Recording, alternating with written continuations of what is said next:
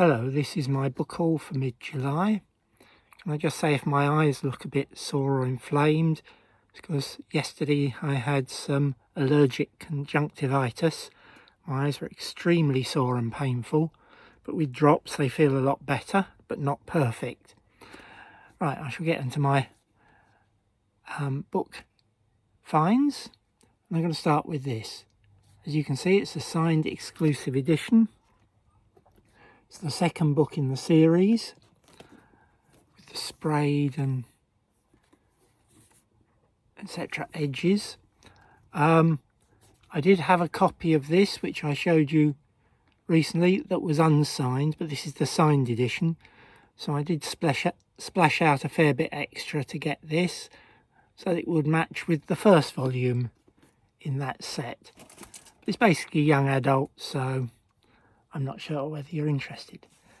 Next, another which isn't strictly science fiction.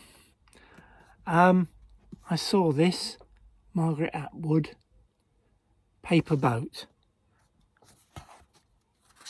It's signed, but what I'm not sure is whether that is a genuine signature or an auto pen. I've spoken to someone else who also had a copy, and he's seen a couple of others, and he thought it looked as though maybe it had all been signed with an auto pen. How do you tell the difference? I don't really know. But this cost me £3.50, so I bought it. Not something I particularly wanted, but I thought it was a bit of a bargain. But after chatting about the signature, I'm not so sure. Next, another that's perhaps not strictly science fiction or fantasy, more young adult, and it's this.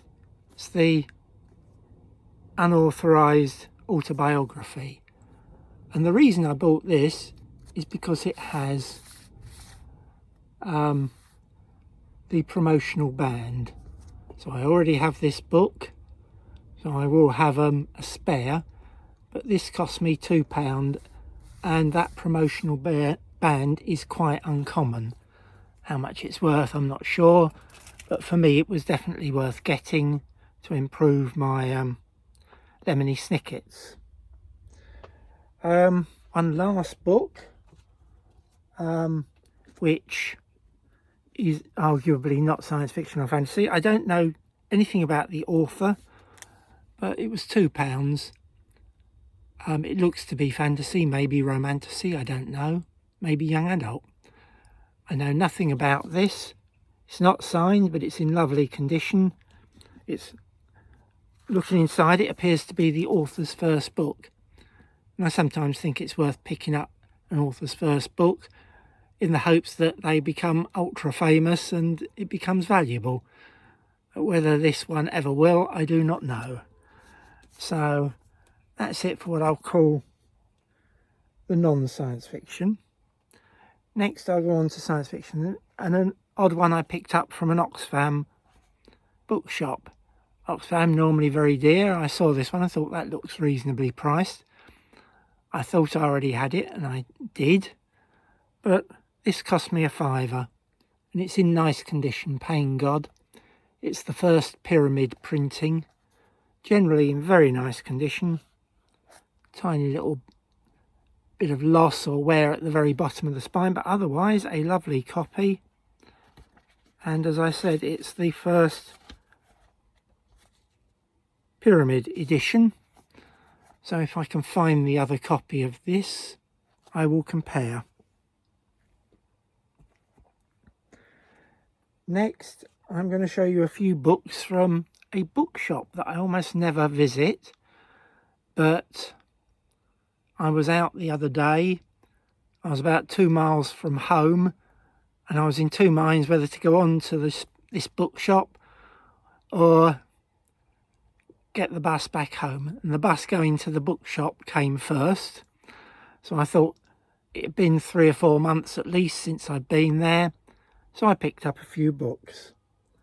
and I'm going to show you those now. I'll start off with an odd one that I was in two minds whether to buy. It's the sort of dark fantasy, or world of fantasy, dark fantasy. I have a few books in this set. I haven't read any, and this looked to be in lovely condition. I thought it might be worth more than I paid. Apparently this is fairly common, so one of the later ones, but nevertheless I'm quite pleased with that. I also bought a couple of hardbacks. This is the first one, which is not in the greatest condition, but I do like picking up what I think Sci-Fi Scavenger calls the Sidgwick and Jackson silver ones with this sort of pattern on the front cover. The main problem is quite a lot of bumping and wear at the top of the spine. I do have it as a paperback. So this is John Morrissey, Frostworld and Dreamfire. So I think I've now got about 4 or 5 of these silver Sidgwick and Jackson hardcovers. So wasn't too expensive, a fair price I thought. Next from that shop, and the shop had a few, perhaps 30 or 40 new Bain paperbacks from perhaps the late 90s or the early 2000s, and they priced them quite reasonably. So I had a look through quite a lot, and one I picked up was this, by David Drake, The Tide of Victory, and it's one in his Belisarius series. I think this was number 5, was it? I can't remember for sure, but it was one I didn't have. So I now have 6. I'm not certain whether any more were written, but I have now the first 6, so I was pleased to get that.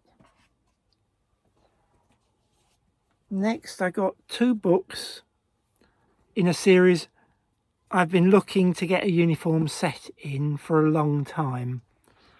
And this is book 1, Liege Killer by Christopher Hintz. It's book 1 of the Paratwa saga. I do have a copy of this title. I think it was a British Methuen paperback, but it was in well-read condition. So I've been looking for this for quite some time. This is a first Bain printing and generally very nice condition. Not absolutely perfect, but very nice. And so as they were there, or this was there, I picked up book 2 as well. Now I did have this already, but I had a second printing. So by buying this as well, means I've now got a uniform set of first printings. The next book I got from that shop, I was quite pleased to get, because I hadn't realised, but I hadn't got this title either in hardback or paperback. And it's this, A World of Difference by Edmund Cooper. Generally very nice condition. Robert Hale hardback, first printing, and generally very nice condition. So while I'm trying not to buy too many hardbacks, I couldn't resist this one, and with a bit of negotiation I got a reasonable deal. Carrying on, I'll show you one other book that I bought in charity shops. I bought this basically because it was a good deal. Book 8 of the Lemony Snicket series is the one with the reversible dust jacket. I don't know whether you've seen it before. So that's the inside of the dust jacket. The book itself, it's a first printing, but not worth very much. You know, you can pick them up anything from £2 to £5. But with the dust jacket, they can go for 20 or 30 or 40. This was £3.50, so I hesitated. But the last one I got, I passed on to a friend for a tenner. So I thought maybe I will be able to pass this on and make a little bit of money from it. Fairly nice condition, a little bit of wear to the dust jacket, a little bit of warping or something on the back, but it's not particularly obvious. I don't know whether you can see. So that's that. And finally, I'm going to show you 3 hardbacks that I bought from a friend. Did I pay too much? I'm not sure. Captain W.E. Johns, I think was it Tiger Clinton?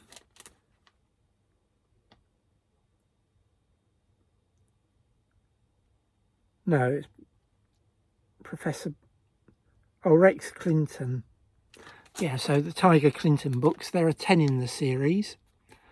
Now to the Stars, I think, is about number 4. I didn't have this at all. It's got a fair bit of wear, but to the dust jacket, but generally quite nice condition. And I'm trying to build up a set of, well, I have a set of the 10, but I've got a mixture of paperbacks, children's book club editions, and 1 or 2 Faber firsts or Hodder firsts. This one is book 2 in the sequence. I did have this in a hard back, but mine had no jacket, so the jacket is a bit worn with some damage, but overall quite nice. It's not price clipped, so I got that. And the third one I got from a friend, Quest for the Perfect Planet. Now again, I had this in the children's book club. This is the Hodder first printing, so I was pleased to get that. So I'm gradually building up a set of first printings. I think that means, does that mean, I think I've got 5 now with dust jackets. I think I've got 1 more without a dust jacket. So I'm gradually building up a set of the first printings. So that's it for my book haul for the middle of July. I hope you found it interesting, and I hope my eyes get better. Thank you, that's all.